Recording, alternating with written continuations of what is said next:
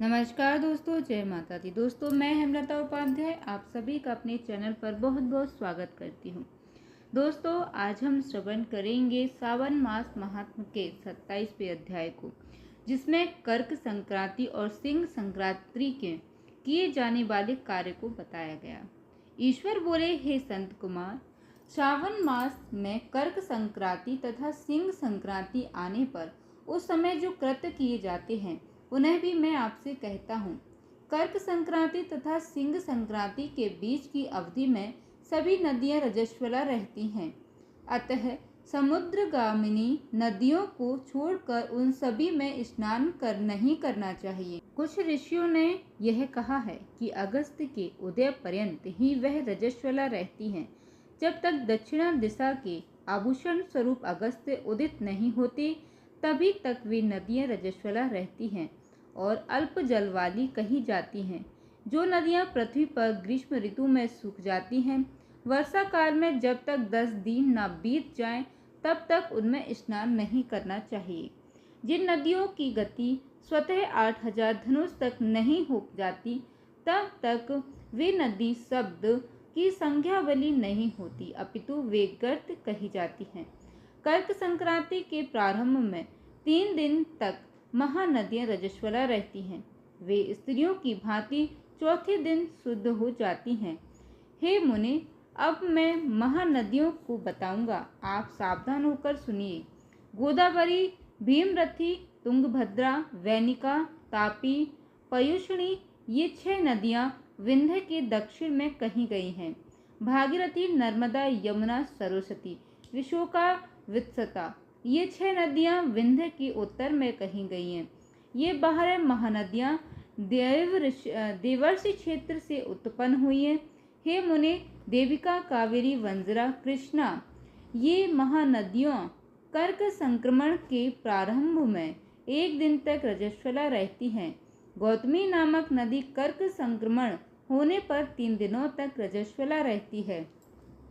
चंद्रभागा, सती, सिंधु, सरयू, नर्मदा, गंगा, यमुना, प्लक्षजाला, सरस्वती, ये जो नार संज्ञा वाली नदियां हैं वे रजो दोष से युक्त नहीं होती। सोड़, सिंधु, हिरण्य, कोकिल, आहित, घर्घ और शतद्रु, ये 7 नाद पवित्र कहे गए हैं।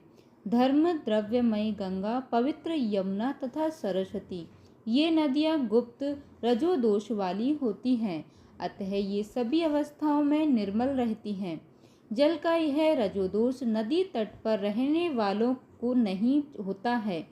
रजो धर्म से दूषित जल भी गंगा जल से पवित्र हो जाता है। प्रसवावस्था वाली बकरियां, गाय, भैंसें व स्त्रियां और भूमि पर वृष्टि के प्रारंभ का जल, ये 10 रात व्यतीत होने पर शुद्ध हो जाते हैं। कुएं तथा बावली के अभाव में अन्य नदियों का जल अमृत होता है। रजोधर्म से दूषित काल में भी ग्राम भोग नदी दोष में नहीं होती है। दूसरे के द्वारा भरवाए गए जल में रजो दोष नहीं होता है। उपाकर्म में, उत्सर्ग कृत्य में, प्रातः काल के स्नान में, विपत्तियों में, सूर्य ग्रहण काल में तथा चंद्र ग्रहण काल में रजदोष नहीं होता है। हे संत कुमार, अब मैं सिंह संक्रांति में गो प्रसव के विषय में कहूँगा। सिंह राशि में सूर्य के संक्रमण होने पर यदि गो प्रसव होता है तब जिसकी गाय प्रसव करती है उसकी मृत्यु 6 महीनों में हो जाती है। मैं इसकी शांति भी बताऊंगा जिससे सुख प्राप्त होता है। प्रसव करने वाली उस गाय को उसी क्षण ब्राह्मण को दे देना चाहिए। उसके बाद घृत मिश्रित काली सरसों से होम करना चाहिए। इसके बाद वाहित्यों से घृत में सिक्त तिलों की 1008 आहुतियाँ डालनी चाहिए। उपवास रखकर विप्र को प्रयत्न पूर्वक दक्षिणा देनी चाहिए। सिंह राशि में सूर्य के प्रवेश करने पर जब गोष्ठ में गो प्रसव होता है तब कोई अनिष्ट अवश्य होता है, अतः उसकी शांति के लिए शांति कर्म अनुष्ठान करना चाहिए। अश्य वाम इस सूक्त से तथा तद्विष्णु इस मंत्र से तिल तथा घृत से 108 आहुतियाँ देनी चाहिए और मृत्युंजय मंत्र से 10,000 आहुतियाँ डालनी चाहिए। उसके बाद श्री सूक्त से अथवा शांति सूक्त से स्नान करना चाहिए। इस प्रकार किए गए विधान से कभी भी भय नहीं होता है। इसी प्रकार यदि श्रावण मास में घोड़ी दिन में प्रसव करे तो इसके लिए भी शांति कर्म करना चाहिए। उसके बाद दोष नष्ट हो जाता है। हे संत कुमार, अब मैं कर्क संक्रांति में, सिंह संक्रांति में तथा श्रावण मास में किए जाने वाले शुभप्रद दान का वर्णन करूंगा।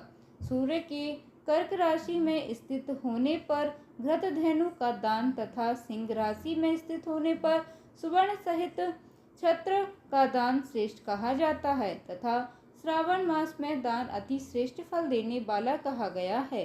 भगवान श्रीधर की प्रसन्नता के लिए श्रावण मास में घृत कुंभ, घृतधेनु तथा फल विद्यमान ब्राह्मण को प्रदान करने चाहिए।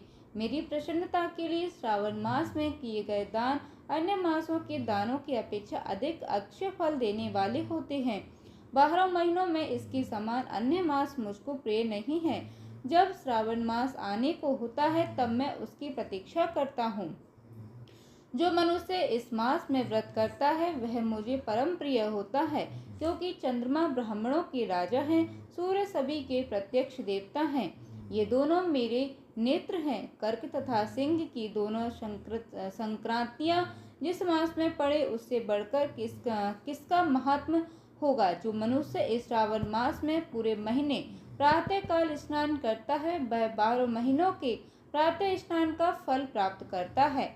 यदि मनुष्य श्रावण मास में प्रातः स्नान नहीं करता तो 12 महीनों में किए गए उसके स्नान का फल निष्फल हो जाता है। हे महादेव, मैं दया सिंधु में श्रावण मास में उषा काल में प्रातः स्नान करूंगा। हे प्रभु, मुझे विघ्न रहित कीजिए। प्रातः स्नान करके शिव जी की पूजा करके श्रावण मास की कथा का प्रतिदिन भक्ति पूर्वक श्रवण करना चाहिए। बुद्धिमान व्यक्ति इस प्रकार से ही मास व्यतीत करता है। अन्य मासों की प्रवृत्ति पूर्णमासी प्रतिपदा से होती है, किंतु इस मास की प्रवृत्ति अमावस्या की प्रतिपदा से होती है। श्रावण मास की कथा के महात्म्य का वर्णन भला कौन कर सकता है। इस मास में व्रत, स्नान तथा श्रवण आदि से जो 7 प्रकार की वंध्य स्त्री होती है वह भी सुंदर पुत्र प्राप्त करती है। विद्या चाहने वाले को विद्या प्राप्त करता है और बल की कामना करने वाले को बल मिल जाता है। रोगी आरोग्य प्राप्त कर लेता है। बंधन में पड़ा हुआ व्यक्ति बंधन से छूट जाता है। धन की अभिलाषा धन पा लेता है। धर्म के प्रति मनुष्य का अनुराग हो जाता है तथा पत्नी की कामना करने वाला उत्तम पत्नी पाता है।